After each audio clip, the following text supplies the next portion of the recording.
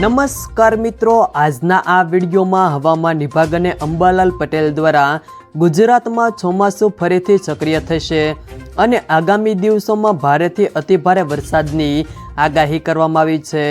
ત્યારે કઈ તારીખથી વરસાદનો રાઉન્ડ શરૂ થશે, કેવો વરસાદ પડશે તે તમામ માહિતી વિશે આજના આ વિડીયોમાં વાત કરીશું। વિડીયોમાં આગળ વધતા પહેલાં જો તમે અમારી ચેનલમાં નવા છો તો ચેનલને સબસ્ક્રાઈબ જરૂર કરજો, જેથી અમારા આવનારા તમામ વિડીયોની માહિતી તમારા સુધી મળતી રહે। તો ચાલો શરૂ કરીએ આજનો આ વિડીયો। હવામાન નિષ્ણાત અંબાલાલ પટેલે વરસાદને લઈને મોટી આગાહી કરી છે। આજથી 11 તારીખ સુધી હળવા વરસાદી ઝાપટા આવશે અને સૌરાષ્ટ્રમાં કેટલાક વિસ્તારોમાં વરસાદ આવી શકે છે। 15 તારીખથી બંગાળના ઉપસાગરમાં સિસ્ટમ બનશે અને પૂર્વ મધ્યપ્રદેશથી ગુજરાતમાં વરસાદ લાવશે। તો બીજી તરફ 19 થી 22 ઓગસ્ટમાં ભારે વરસાદ થવાની શક્યતાઓ રહેલી છે। અંબાલાલ પટેલનું વધુમાં કહેવું છે કે દક્ષિણ ગુજરાતમાં ભારે વરસાદની આગાહી કરવામાં આવી છે।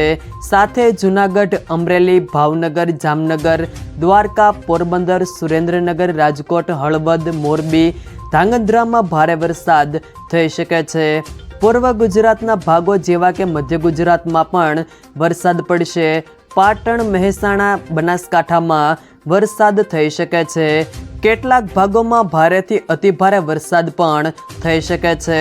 ઓગસ્ટ મહિનાના અંતમાં નદીઓમાં પૂરની સ્થિતિ બની શકે છે। રાજ્યમાં 14 સપ્ટેમ્બર સુધી વરસાદી ઝાપટા પડશે અને 7મ 8મ દરમિયાન રાજ્યમાં વરસાદી ઝાપટા પડશે તેવી આગાહી કરવામાં આવી છે। સૌરાષ્ટ્ર, દક્ષિણ ગુજરાત અને મધ્ય ગુજરાતમાં વરસાદની આગાહી કરાઈ છે। સાબરકાંઠાના ભાગોમાં ભારેથી અતિભારે વરસાદ થવાની પણ શક્યતાઓ રહેશે। કોઈ પણ ભાગમાં 4 ઇંચ કરતાં પણ વધારે વરસાદ થવાની શક્યતાઓ રહેશે। અંબાલાલ પટેલનું વધુમાં કહેવું છે કે 18 થી 20 ઓગસ્ટ દરમિયાન ગુજરાતમાં સારો વરસાદ થશે અને 23 ઓગસ્ટથી પર્વતાકાર વરસાદ પડશે, જ્યાં ચઢે ત્યાં વરસાદ પડે તેવી સ્થિતિ સર્જાશે। ગણેશ ચતુર્થીના તહેવાર દરમિયાન પણ વરસાદી માહોલ રહેશે અને 27 થી 30 ઓગસ્ટ દરમિયાન વરસાદ રહેશે। 3 સપ્ટેમ્બરથી 14 સપ્ટેમ્બર દરમિયાન વિવિધ વિસ્તારોમાં વરસાદ પડશે। જો મિત્રો વિડીયો પસંદ આવ્યો તો વિડીયોને લાઈક કરો, તમારા મિત્રો સાથે શેર કરો અને જો તમે અમારી ચેનલમાં નવા છો તો ચેનલને સબસ્ક્રાઈબ જરૂર કરજો, જેથી અમારા આવનારા તમામ વિડીયોની માહિતી તમારા સુધી મળતી રહે।